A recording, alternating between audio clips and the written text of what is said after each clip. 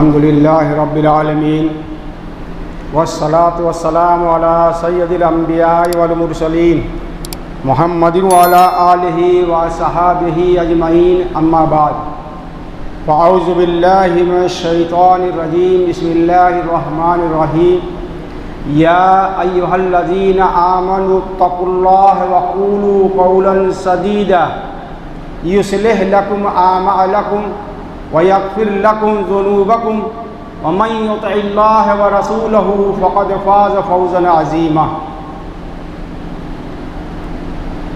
यह सूरह अहज़ाब की मशहूर आयत है। इसमें अल्लाह रब्बुल इज़्ज़त ने हमारे आमाल की दुरुस्तगी का नुस्खा बताया है। यानी जो तुम अमल करते हो, तुम्हारी ज़िंदगी में जो काम तुम करते हो अल्लाह को राज़ी करने के लिए, अपनी आखिरत बनाने के लिए, अपने हालात को दुरुस्त करने के लिए जो कुछ तुम करते हो, बोलते हो, कारोबार के एतबार से, दावत व तबलीग के एतबार से, लेन देन के एतबार से, आपस की गुफ्तगू के एतबार से, लड़ाइयाँ जब होती हैं उसमें जो तुम बोलते हो, ये तमाम चीज़ें तुम्हारी ज़बान से मुताल्लिक़ हिदायत दी जा रही है। दो चीज़ें अल्लाह ताला ने बताई हैं मुसलमानों से, ये ऐ ईमान वालो अल्लाह से डरो। या अय्युहल्लज़ीना आमनु, ऐ ईमान वालो इत्तक़ुल्लाह, अल्लाह से डरो। अल्लाह से डरने का मतलब क्या है? यानी अल्लाह की अज़मत का दिल में हर वक्त एहसास ज़िंदा रहना चाहिए। हर वक्त तुम ये सोचते रहो कि हमारी हर हरकत पर अल्लाह ताला की नज़र है। चाहे हम किसी भी हालत में हो, कहीं भी हो, मजमे में हो, तन्हाई में हो, बीवी और बच्चों के साथ हो, लोगों के साथ हो, बाज़ार में हो, इबादत कर रहे हो, जो कुछ भी हम कर रहे हैं अल्लाह हमें देख रहा है। और ये एहसास होना चाहिए कि जब अल्लाह देख रहा है तो अल्लाह गिरफ्त करने पर कादिर है। जैसे अगर आपको ये यकीन हो जाए कि हर वक्त हुकूमत मेरे पीछे एक बड़े CID ऑफिसर को लगाए हुए है जो मेरी पूरी रिपोर्ट तैयार कर रहा है ताकि अदालत में मुझे पेश करके सज़ा दिला करके जेल में डाल दे, तो आप चौकन्ना रहेंगे, 24 घंटा चौकन्ना रहेंगे। लेकिन जानते हैं कि वो CID हर वक्त आपके साथ है, वो पुलिस वाला हर वक्त आपकी निगरानी कर रहा है और यह कोई मामूली नहीं है। उसकी एक रिपोर्ट पर कार्रवाई यकीनी है, तो कोई आदमी हरकत नहीं कर सकता ऐसी जिससे हुकूमत की गिरफ्त में आ सके। तो अल्लाह का इस्तेहज़ार, अल्लाह का यकीन कि वो देख रहा है और सज़ा देने पर कादिर है, यह है तक़वा। अपने को बचा के रखो। कोई ऐसी हरकत नहीं होनी चाहिए जो अल्लाह के हुक्म को तोड़ने वाली हो, रसूलुल्लाह के हुक्म को तोड़ने वाली हो। और उसके बाद फरमाया इत्तक़ुल्लाह के बाद वक़ूलू क़ौलन सदीदा, और जब भी बात करो, जब भी बोलो तो दुरुस्त बात, सदीद, बिल्कुल सही, दुरुस्त, नापी तौली बात। तुम्हारी ज़बान से कोई ऐसी बात न निकले जिससे तुम पकड़े जाओ। और जब ये तुम कर लोगे, अपनी ज़बान को संभाल लोगे, तो तुम्हारी ज़िंदगी खुशगवार हो जाएगी। न तुमसे किसी का झगड़ा रहेगा, न कहीं तुम्हारी पकड़ होगी और न तुम्हारे ऊपर कोई कार्रवाई होगी। इसलिए सोच समझ के बोला करो कि किस मौके पर कहाँ कौन सा लफ्ज़ कैसे इस्तेमाल करना है। यह है कौले सदीद। और जब भी बोलो हक बोलो, सच बोलो। झूठ जब भी बोलोगे यह सदीद के खिलाफ होगा। ये किज़्ब हो जाएगा, और जब भी किज़्ब बोलेगा पकड़ा जाएगा। लेकिन अस्सिद्क़ युंजी वल किज़्ब युहलिक, कि सच्चाई आदमी को निजात देती है और झूठ आदमी को हलाक कर देता है। इसलिए कि एक झूठ जब बोलता है तो झूठ छुपा नहीं रहता है, वो पकड़ा जाएगा ज़रूर, वाज़ेह होगा ज़रूर, और खुल करके सामने एक न एक दिन आ जाएगा। वक्ती तौर से अगरचे आदमी बच जाए और अपने को ये समझे कि मैंने निजात पा ली और कामयाब हो गया, लेकिन नहीं, वो एक दिन उसका पोल झूठ बोलेगा तो खुलेगा और उसमें रुसवाई होगी, लोगों को उससे नफरत होगी, और जिसके खिलाफ उसने झूठ बोला है खुदा न खास्ता है, उसके दिल में क्या गुजरेगी और वो क्या सोचेगा ये तो है ही, लेकिन दूसरों की निगाह में भी तुम्हारी हैसियत मजरूह हो जाएगी। तो कौले सदीद, ज़बान की दुरुस्तगी का इस्लाम ने बहुत ज़्यादा एहसास दिलाया है और हिफाजत की ताकीद फरमाई है। हज़रत अबू सईद खुदरी रज़ी अल्लाह ताला अन्हु बड़े मशहूर सहाबी हैं। अल्लाह के रसूल सल्लल्लाहु अलैहि वसल्लम से बहुत सी हदीसें उन्होंने रवायत की हैं।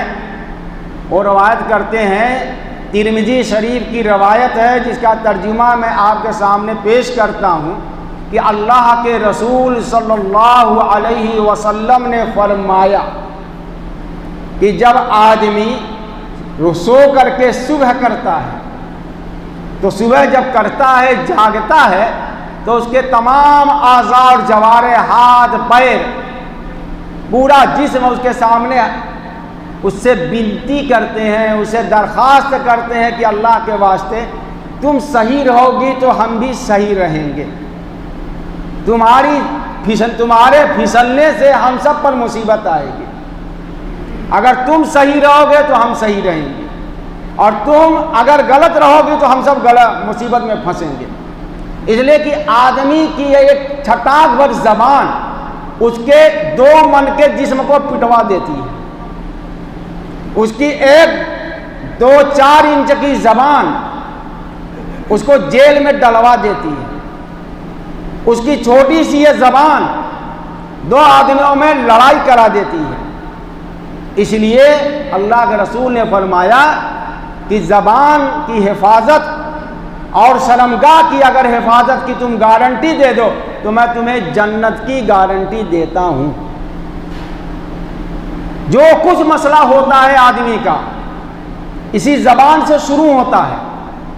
ज़रा सा लहजा, आवाज़ की तेज़ी और करख्तगी फौरन मामले को बिगाड़ देती है।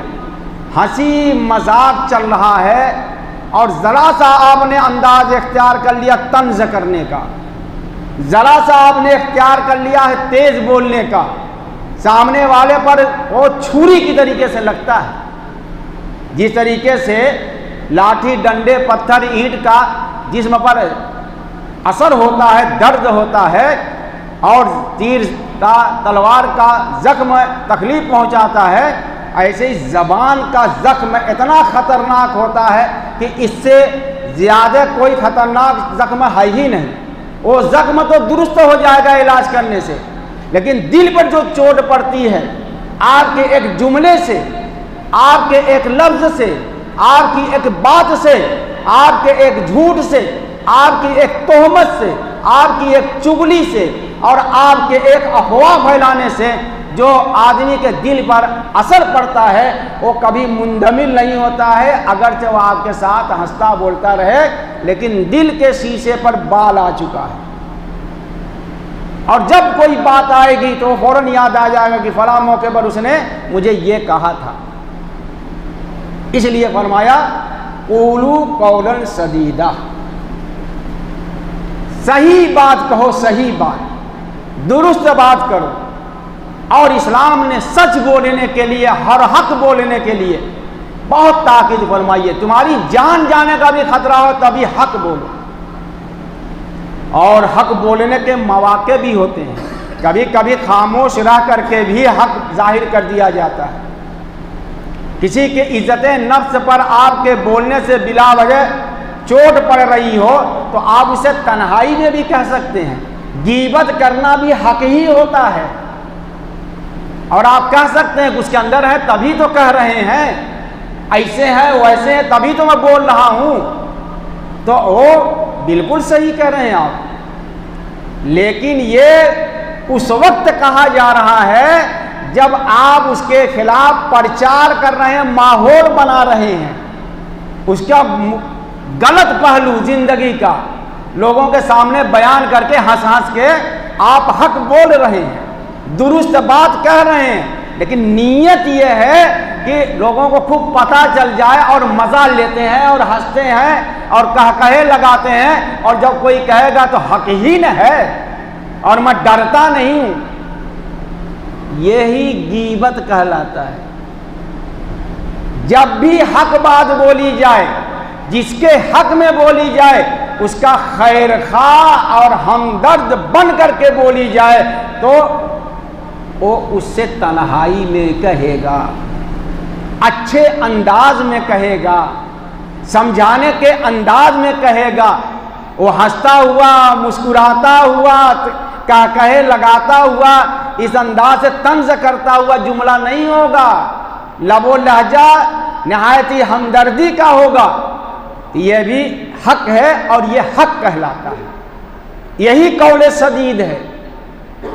हम तो बिल्कुल कहते हैं कि क्या मैं गलत कहता हूं, क्या डंके की चोट पे कहता हूं, बिल्कुल कह रहे हैं, लेकिन यह हक हक बातिल से ज्यादा जहरीला है।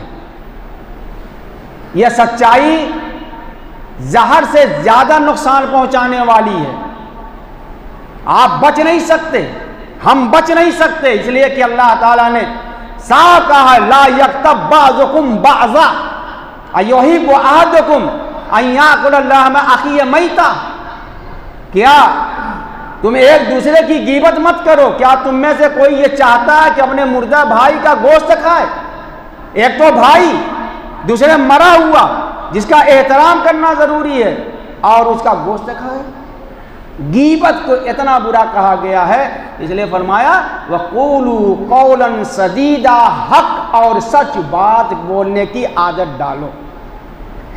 हम तो हंसी मजाक में भी जबान की गंदगी को रोक नहीं पाते, दोस्ती में भी जबान की गंदगी को नहीं रोक पाते। जबान हमारी इतनी बेकाबू है और इतनी गंदी जबान है कि दोस्त को माया बहन की गालियां दे करके हंस हंस के गुफ्तगू करता है, उसके कंधे पर हाथ मारता है। और जहां अभी देख लीजिए, जहां चार दोस्त मिलेंगे, जब तक कि मां बहन का सौदा नहीं कर लेंगे उनकी दोस्ती पक्की ही नहीं होती है। मामूली मामूली बात पर मां बहन की आते हैं और हम इसको देखते हैं और हम भी हंसते हैं। यह हमारी जिंदगी का ओक तल्ख है और नहायत ही गंदा सबूत है जो रात दिन हम भुगतते हैं। और हमारी औलाद, हमारे नौजवान क्या करते हैं, हमारे सामने गालियां देते हैं और झूठ बोलते हैं और लड़ते हैं, और माँ और बहन से कम पर आते नहीं। और उससे बड़ा बेहया और बेगैरत इंसान कौन होगा जिसका दोस्त उसकी माँ और बहन को गाली दे, उसको भी दोस्त मानता है। यह तो घटिया तरीन इंसान है भाई, घटिया तरीन इंसान है कि उसका दोस्त उसकी बहन को माँ की और बहन की गाली दे के हंसता है, और ये उसके साथ ढाबे पर जाता है, होटल में जाता है और मोटरसाइकिल में घूमता है और बातें करता है, उसको कुछ असर ही नहीं हो रहा है। इसका मतलब है कि उसकी आंख का पानी मर चुका है। इसलिए फरमाया वक़ूलू कौलन सदीदा। अगर ये दुरुस्त कर लोगे अपनी जबान को, अपने लबो लहजे को, अपने अल्फाज को, युस्लिह लकुम आमालकुम, अल्लाह तुम्हारे आमाल को दुरुस्त कर देगा, तुम्हारा हर अमल संवर जाएगा, तुम्हारी जिंदगी खुशगवार बना देगा। इसलिए कि न तुमने किसी को तकलीफ पहुंचाई, न किसी को कुछ कहा, न नफरत पैदा की। ये तो मोहब्बत के बीज बो रहे हैं मीठी जबान से। मीठी जबान, ये नरम जबान, ये बड़े बड़े सख्त दिलों को मोम कर देती है। फूल की पत्ती से कट सकता है हीरे का जिगर, फूल की पत्ती से कट सकता है हीरे का जिगर। मर्द नादा पर कलामे नर्म नाजुक बेअसर। लेकिन अगर कोई आदमी बेहिस है, पत्थर की तरीके से, उसको गैरत ही नहीं है, अगर चला बड़ा बेहतरीन पहने हुए है और बड़ा सजा है, लेकिन माँ बहन की गाली सुनता है अपने दोस्त से, उसको आप नरम अंदाज में गुफ्तगू करेंगे, कुछ असर नहीं होगा। इसलिए लकुम आमालकुम की दुरुस्तगी के लिए, आमाल की दुरुस्तगी या अच्छाई के लिए यह जरूरी है कि हम अपनी जबान पर कंट्रोल करें, और यह तरबियत पर होता है। जब आदमी अपनी औलाद की तरबियत करता है, शुरू ही से उसको बोलने का अच्छा ढंग सिखाता है, तब वो औलाद की जबान पर कंट्रोल बाकी रहता है। आज भी ऐसे ऐसे घराने के लड़के मौजूद हैं जिनकी जबान पर गाली नहीं आती, जिनकी जबान से हम गालियां नहीं सुनते, और ऐसे ऐसे भी इसी गांव में, इसी मोहल्ले में ऐसे हैं जो सब की सब गाली देते, अपने बच्चों को गाली देते हैं तो हंसते हैं कि बेटा अम्मा के तनी गाली दे देते हो, भाई को जरा गाली देते हो, खूब हंसेंगे। और जब वही बड़ा होकर जब उसको गाली देता और लठ निकालता है तो फिर वो शिकायत करता है, बड़ा बिगड़ा हुआ, बिगाड़ा तो मैंने है। यह हमारी तरबियत के असरात से ज़बान सुधरती है, चाल सुधरती है, अंदाज सुधरता है, ये तमाम चीज़ें होती हैं। युस्लिह लकुम आमालकुम औ मन युतिल्लाह व रसूलह, जो भी अल्लाह उसके रसूल की इताअत करेगा, फ़क़द फ़ाज़ फ़ौज़न अज़ीमा, अल्लाह और उसके रसूल की इताअत और फरमाबरदारी ही बड़ी कामयाबी दिला सकती है। हम एक इंच भी अल्लाह उसके रसूल से हट करके जिंदगी गुजारेंगे, नाकाम हो जाएंगे। हमारी जिंदगी 100% अल्लाह और उसके रसूल की मर्जियात के मुताबिक होना चाहिए, और हमारे जिंदगी को हर एतबार से सच्चाई, अच्छाई, नेकी और शराफत, हर चीज के एतबार से इस्लाम ने ऐसा ढाला है। कौन सा जिंदगी का गोशा है जो इस्लाम ने हमें नहीं बताया? पेशाब करने का तरीका तक बताया, इस्तिंजा करने का तरीका भी बताया है, और इस्तिंजा करने के तरीके से लेकर के मरने के वक्त तक जिंदगी का कौन सा ऐसा शोबा है, चाहे तिजारत हो, चाहे कारोबार हो, चाहे खेती बाड़ी हो, चाहे लेन देन हो, हर चीज इस्लाम में मौजूद है। बस जरूरत है हम उसे मालूम करें।